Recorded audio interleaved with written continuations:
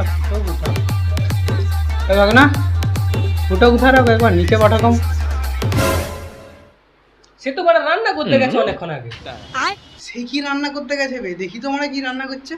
বাইগান। দেখি মারা ফুটো আজকে কি রান্না করছে। কি রে ফুটো, কি রান্না করছে আজকে তুই? কেন বানা দেখতে আওনি ডিমের ঝোল করছি। দেখি মারা কিরকম ডিমের ঝোল।